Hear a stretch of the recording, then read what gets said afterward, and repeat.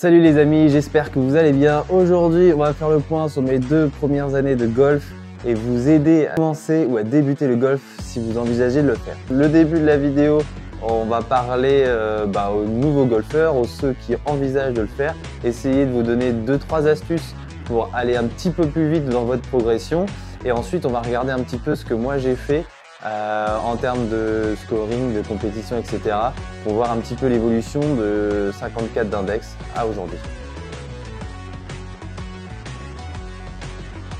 Donc, premier point à aborder, sentez-vous légitime.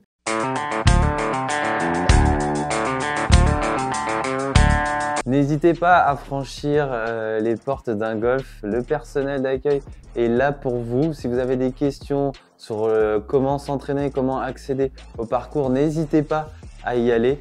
Moi, je sais que dans mon expérience, j'avais un petit peu peur. Alors, je sais pas pourquoi, parce que j'avais forcément des a priori sur le golf. Je me sentais pas forcément à ma place et j'avais peur de poser des questions sur le parcours, sur le practice, sur le putting green qui est juste devant. Donc en fait, ça, pour vous rassurer, toutes les zones d'entraînement, elles sont accessibles à tous. Il n'y a pas forcément besoin d'être abonné au golf pour pouvoir accéder aux zones d'entraînement. Donc c'est-à-dire si vous voulez aller avec votre putter ou même en louer un directement au golf pour putter sur les putting greens, vous pouvez le faire dans les bunkers, autour des greens pour faire des approches et sur les greens, c'est totalement gratuit. Ensuite, vous pouvez accéder aussi au practice sans être membre. Donc du coup, vous devez juste vous prendre un saut de balle qui coûte entre 3 et 6 euros à peu près suivant les golfs.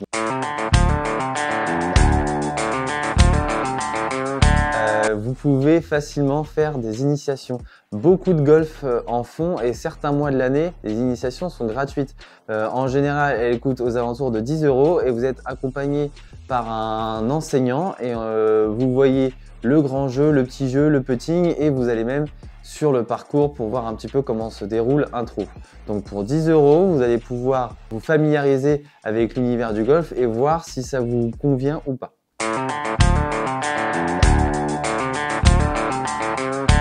Souvent, les golfs proposent des formules carte verte. C'est un certificat qui permet à l'enseignant et au golf, et même à tous les golfs, parce qu'ensuite elle est sur votre licence, de certifier que vous êtes bien apte à connaître les règles et les comportements qui sont à avoir lors d'une partie de golf. Ne pas déranger les parties et jouer en toute sécurité. Vous avez des cours de golf, des cours sur l'étiquette et les règles de jeu et un accès au parcours. Et souvent aussi, dans cette formule carte verte, vous pouvez avoir accès soit directement offert dans votre formule, soit en location du matériel. En général, les formules carte verte sont à des prix très abordables. Au golf de Clécy, par exemple, la formule carte verte, on avait 1 an d'accès au parcours, un cours par semaine, la demi-série offerte dans la formule pour environ 500 euros. Donc vous avez les cours, l'accès au parcours, le passage de la carte verte et le matériel pour 500 euros l'année. Si vous avez un budget serré, ne vous lancez pas dans des abonnements tout de suite sur des 18 trous. Essayez de privilégier les golfs municipaux qui sont souvent moins chers parce que vous pouvez avoir des tarifs avec l'agglomération, etc. ou même votre CE d'entreprise. Il faut toujours poser la question. Sinon, vous avez aussi les 9 trous, parcours compact et vous avez aussi les pitch and putt. Donc tous ces parcours-là font que par rapport à un 18 trous, c'est moins cher et quand on commence, ça peut être une solution pour ne pas engager forcément trop de frais dans un sport où on ne sait pas si on va rester. Bien entendu, une fois que vous serez accro comme moi au golf, vous allez forcément vous diriger dans des golfs plus grands, voyager à travers la France pour en découvrir de nouveaux et même à l'étranger. Pour ce qui est du matériel, si vous avez du matériel en location ou offert dans votre formule débutant, la question ne se pose pas trop. Mais si jamais vous passez par une autre formule ou une autre façon de faire en fonction des golfs, Privilégiez soit du matériel d'occasion que vous pouvez trouver, par exemple chez nous, on a à côté de Caen, chez Golf Passion, vous pouvez retrouver du matériel d'occasion. L'avantage, c'est que même si c'est du matériel d'occasion, le vendeur est là pour vous conseiller. Si vous voulez directement opter pour du matériel neuf, sachez que Decathlon propose des demi-séries à des prix très abordables, donc vous n'êtes pas obligé de vous ruiner pour commencer au golf. Et idem pour les balles, vous pouvez prendre des balles entrée de gamme ou même passer directement comme nous on a fait avec Another Swing qui propose des balles de récupération à des prix beaucoup moins chers. Donc ça y est, maintenant vous êtes accro au golf, on va passer à la deuxième partie qui est les conseils pour progresser. Donc premier point, évidemment, comme dans tous les sports, si vous voulez progresser, il va falloir pratiquer à fond, à fond, à fond. C'est comme quand on fait de la course à pied, si on se contente de faire un footing une fois par semaine, tous les dimanches, à faible intensité et pendant une demi-heure, la marge de progression va être très difficile. Donc le premier point sera d'intégrer dans votre entraînement du volume horaire. Essayez de vous faire 2-3 entraînements au cours de la semaine, ce serait idéal pour avoir une bonne progression. Si vous n'avez pas beaucoup de temps, c'est moins d'une heure, essayez de diriger votre entraînement par un saut de practice, du petit jeu et du putting. Pas forcément aller tout de suite sur le parcours. Réservez-vous le parcours quand vous avez un peu plus de temps le week-end parce qu'il n'y a rien de pire que de faire un parcours en speed où on travaille rien, on va se focaliser sur le score qui sera forcément pas bon parce qu'on va aller trop vite. Globalement, ce qui m'a fait progresser, c'est vraiment le petit jeu. Les meilleures parties, globalement, c'est pas forcément celles où je prends le plus de green en régulation, mais c'est des parties où j'ai très bien approché, ou quand je touchais pas le green, j'avais une approche que je mettais quasiment à 1 mètre du trou, ce qui me permettait de valider le putt et faire un super score. Deuxième point, intéressez-vous, documentez-vous. Par exemple, moi j'écoute beaucoup de podcasts, je regarde beaucoup de vidéos sur la technique ou même la culture du golf. Lisez des livres. Là, moi je suis en train de lire un livre sur le mental pour essayer de mieux me conditionner et mieux me préparer sur mes coups. Aussi sur les règles parce que c'est déjà assez compliqué quand on est dans un cas d'une balle perdue ou d'une balle dans un obstacle et si ensuite on est obligé d'aller consulter sur son téléphone ou sur son carnet les règles de golf, ça devient vite compliqué, on perd du temps et on peut s'agacer. Donc essayez de connaître les règles de base. Troisième point, évidemment, prendre des cours avec un pro ou faire des stages. C'est toujours bien d'avoir un œil extérieur sur son swing et donc c'est essentiel dans notre progression d'avoir un pro qui va valider ce qu'on est en train de faire et qui va nous aiguiller pour progresser. Si vous pouvez vous le permettre, évidemment, faites des stages avec des grands coachs ou des grands entraîneurs en France. Vous allez apprendre un tas de trucs. Nous, je sais qu'avec Alban, on a fait un stage avec Laurent Cabane au Kempferhof à côté de Strasbourg et on en a pris plein les yeux. Comme ça. Et encore, ça l'a déjà un peu gratté. Lancez-vous dans les compétitions le plus rapidement possible. Si c'est votre objectif, évidemment, si votre objectif c'est juste de prendre du plaisir et de vous balader sur les parcours avec vos potes, les compétitions, vous pouvez les laisser de côté, juste amusez-vous et ce sera bien le principal. Par contre, si vous avez envie de progresser et de faire baisser votre index, allez le plus rapidement possible vers les compétitions. On a vu avant, vous avez validé votre carte verte, vous allez pouvoir aller sur le parcours. Donc, vous allez avoir votre index qui sera à 54. Ça ne change strictement rien par rapport à votre partie que vous allez faire avec vos amis. Il ne faut pas se mettre la pression. Les compétitions, c'est vraiment quelque chose de convivial qui fait vivre l'association du golf. Il n'y a vraiment pas de pression à avoir et globalement c'est quelque chose de très sympa. Donc une fois que vous avez fait des compétitions et que vous avez commencé à progresser et votre index est dirigé autour des 30 d'index, il va falloir commencer à avoir un matériel adapté à son swing. Pour ça, vous pouvez aller faire des fittings dans les magasins de golf type Golf Passion à Caen qui proposent des fittings gratuits. Avoir des clubs adaptés est primordial pour pouvoir progresser sereinement au golf. Quand vous faites vos parties d'entraînement, évidemment, essayez de jouer le maximum possible avec des joueurs qui sont plus forts que vous. C'est là où vous allez pouvoir apprendre le maximum de choses.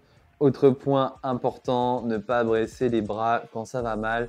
C'est normal que vous ayez des moments où vous jouez mal. C'est le b.a-ba du golf. Globalement, c'est toujours les montagnes russes. La progression n'est pas en courbe linéaire, c'est toujours saccadé comme ça, mais ça monte. Moi, ça m'arrive souvent où je me dis, mais je jouais super bien cette semaine et la semaine d'après, je tape pas une balle, je fais des grattes ou pire, je fais des sockets. J'ai l'impression que je peux même plus aller sur un parcours tellement je joue mal. Et pourtant, ça revient quelques semaines plus tard. Alors oui, c'est horrible à vivre. Des fois, c'est la crise de nerfs sur le parcours, on comprend pas. Mais il faut essayer de passer au-dessus. Et si vous y arrivez, c'est là que vous allez réussir à progresser. Si vous baissez les bras et vous dites c'est trop dur, je comprends pas, je joue mal alors que je jouais bien juste avant ou j'ai fait un coup super bien et après je fais un coup mal, je comprends pas. C'est la vie du golfeur, c'est comme ça. Si vous arrivez à l'accepter, vous allez pouvoir progresser. Par contre, si vous l'acceptez pas et que vous baissez les bras, c'est sûr que ça va pas le faire et votre sac il va rester au fond du garage. Un point crucial aussi, c'est d'étalonner vos clubs pour avoir vos distances. Chaque club a une distance prédéfinie qui est globalement de 10 mètres entre chaque club, par exemple entre votre fer 7 et votre fer 6. Donc c'est important de connaître vos distances pour pouvoir être performant sur le parcours. Il faut bien différencier évidemment la distance que l'on appelle au carry, c'est-à-dire à la retombée de balle, et la distance avec la roule. La distance la plus importante évidemment, c'est la distance au carré, c'est-à-dire à la retombée de balle. Vous pouvez utiliser les TrackMan, ce sont des outils de mesure que les golfs ont parfois. Sinon, vous avez des golf indoor qui vous mettent à disposition des TrackMan et une fois que vous avez compris le système, vous allez pouvoir étalonner vos clubs. Donc évidemment, avoir un outil de mesure sur le parcours, c'est essentiel. Vous avez les montres, vous avez les jumelles ou sinon vous avez les applications de golf qui vous permettent de connaître les distances et les trous des parcours de golf. À la fois c'est utile pour avoir les distances qui sont faites par GPS, donc c'est super parce qu'on peut avoir les distances, mais aussi c'est aussi super pour pouvoir noter ses scores et avoir un historique de ses statistiques de jeu. Ce qui va vous permettre aussi de progresser, c'est d'avoir une stratégie de jeu en fonction de la distance des obstacles, c'est-à-dire les bunkers, les pièces d'eau, etc. Mais aussi de nos distances à nous. Par exemple, si vous savez que vous avez un bunker à votre droite à 200 mètres et que vous faites souvent un petit slice où votre balle finit souvent à droite, essayez de jouer une canne plus courte car si votre balle part à droite, au moins elle n'ira pas dans l'obstacle. Donc essayez de trouver une stratégie, essayez de poser la question à votre enseignant de vous aider sur la stratégie de jeu. C'est souvent quelque chose qui est laissé de côté par les joueurs. On va souvent voir les professionnels en leur demandant des conseils sur notre swing au practice, mais le jeu de golf est avant tout un jeu et le but c'est d'envoyer la balle en le moins de coups possible dans le trou. Il faut essayer de faire du golf et pas faire du swing. Donc avoir une stratégie de jeu sur chaque trou est indispensable pour progresser. Donc nous sommes sur l'historique de mes compétitions, donc sur la page de mon espace personnel de la Fédération Française de Golf. Ici on peut voir les compétitions qui vont compter pour mon index. Alors les compétitions qui comptent pour l'index, ce sont les 8 meilleurs des 20 dernières parties. Donc les 20 dernières parties, ce sont toutes les compétitions qui partent du haut du tableau jusqu'au trait noir que vous voyez ici. Et les 8 meilleures, ce sont celles qui sont surlignées en jaune. Donc, comme on peut voir, j'ai encore 4 parties avant ma dernière 8e meilleure. 4 parties dont si je ne fais pas mieux que celle-là, que la dernière, là, le trophée Guy Dupont, si je ne fais pas mieux, elles ne compteront pas pour l'index. Par contre, si je fais mieux que un des scores différentiels que vous voyez au-dessus, ça ira dans mon index et ça me le fera baisser. Donc, si je ne fais pas mieux que 12,5 en score différentiel, on y reviendra plus tard du score différentiel. Si je ne fais pas mieux que 12,5 du score différentiel, ça ne comptera pas pour mon index. Donc ça laisse une liberté, une tranquillité d'esprit lors des compétitions. Les prochaines compétitions, je sais que pendant les 4 prochaines, quoi qu'il arrive, mon score ne baissera pas si je joue mal. Par contre, si je joue bien, il pourra descendre. Donc ça, c'est un super avantage de savoir ça. Donc quand vous avez accès à votre espace licencié, allez regarder les compétitions que vous avez, les 8 meilleurs, et ce que vous devez jouer au minimum pour pouvoir sauvegarder votre index ou le faire descendre encore. Donc, ce qui compte pour l'index, c'est la moyenne des 8 meilleurs et en score différentiel. Le score différentiel, globalement, c'est en fonction des conditions de jeu et de la difficulté du parcours, avec le nombre de coups rendus évidemment que vous avez dessus. Donc, c'est ce qui vous amène à un score différentiel. Par exemple, la première, la couple vaisselier sur le parcours du manoir à Omaha Beach. Donc, le score différentiel de 10,2. Il me semble qu'à cette compétition-là, j'ai joué 13.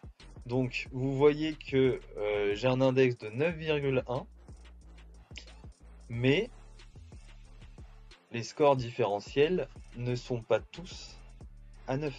Donc, ça veut dire que si vous êtes 9 d'index, vous ne jouez que très peu 9. Donc, c'est ça qu'il faut se mettre aussi dans la tête, c'est que d'une part, déjà, c'est les 8 meilleurs sur les 20 derrière. Et en plus, vous n'êtes pas obligé de jouer votre index à chaque fois. Globalement, pour quelqu'un qui veut être 9 d'index, si vous jouez entre 10 et 12, vous allez pouvoir avoir un index single. À peu près. Là, moi, on voit que en dessous de 9, j'en ai 1, 2, 3, 4. La moitié sont en dessous de 9 et tout le reste est au-dessus de 10. Donc, n'ayez pas peur quand dans une partie vous jouez un petit peu au-dessus de votre index, c'est normal. L'index au final révèle plutôt votre potentiel et votre meilleur score que vous êtes capable de jouer. Donc ne le prenez pas comme référence. Globalement, on va toujours avoir des parties qui vont être aussi bien, voire mieux que notre index, mais la globalité seront au-dessus. C'est-à-dire, on peut voir des joueurs qui sont 5 d'index jouer 15 et des joueurs qui sont 0 jouer entre 5 et 10, voire même un peu plus. Donc ne vous focalisez pas sur votre index, sachant que si vous êtes 20 d'index et que parfois vous jouez 30, c'est pas grave, c'est normal, parce que l'effet est le même pour des joueurs qui sont single. Donc pour vous, c'est exactement la même chose, au même titre que si vous êtes 30 et que des fois vous jouez 40. Ne vous inquiétez pas, c'est normal, et vous allez avoir des parties qui vont être inférieures. Donc on va regarder un petit peu l'évolution depuis que j'ai commencé le golf. Vous allez voir que c'est pas du tout linéaire, mais plutôt une évolution en dents de scie. Donc là, on arrive à ma première compétition que vous voyez en bas, la coupe Golf Passion au golf de Cabourg-le-Home, donc le 18 juillet 2021. Donc j'ai fait un score différentiel de 41,2 alors que j'étais 54, et donc ça m'a ramené un index de 37,2. Donc après, on voit que j'ai redescendu encore plus à 18,3. J'ai fait cette compétition-là un mois plus tard.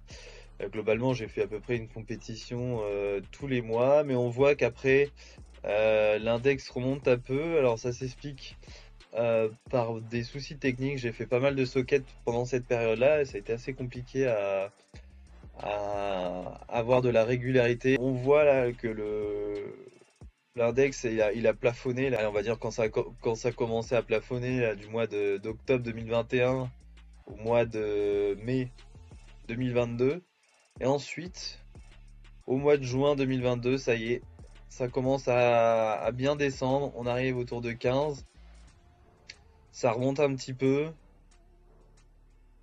à 16, ensuite ça redescend. On commence à retrouver un index qui descend sous les 15 le 1er avril 2023, 13,9. Donc là j'étais super content, je commençais à me dire que ça y est, je progressais bien. Et ensuite, les bonnes compétitions ont commencé à s'enchaîner. Vous voyez, 13-7, 12-7, 12-7. Petite remontée à 13-2, mais comme on voit à chaque fois, globalement, après des passages où on descend, on a forcément une petite paille de régression, mais un petit coup de mou et on joue moins bien, donc c'est normal, c'est les montagnes russes toujours. Mais du coup, à ces moments-là, comme j'ai dit avant, il faut s'accrocher. Et donc, de 13, on passe à 10-8. Alors ça, c'est la Coupe Golf Passion que vous voyez ici, là, où j'ai joué plus 6. Donc c'était une super perf, j'étais vraiment content. Et ensuite, globalement, que des bonnes compètes qui ont pu me ramener jusqu'à 9-1 d'index aujourd'hui. Donc le bilan, il est super bon. Je suis très content d'avoir pu progresser en aussi peu de temps. Globalement, je suis très content. Voilà les amis, j'espère que cette vidéo vous a plu. En tout cas, n'hésitez pas à vous abonner, à mettre un like et nous dire en commentaire si vous comptez vous mettre au golf ou si cette vidéo vous a aidé pour pouvoir progresser dans votre golf. Alban se joint à moi pour vous souhaiter de bonnes fêtes de fin d'année. Si vous n'avez pas encore vu sur notre Instagram, vous pouvez retrouver un jeu concours où on vous fait gagner 2 sacs de golf, 2 invitations pour les fairways de la Manche et 2 boîtes de balles Pro V1 et Srixon Z-Star. Allez, à plus les potes!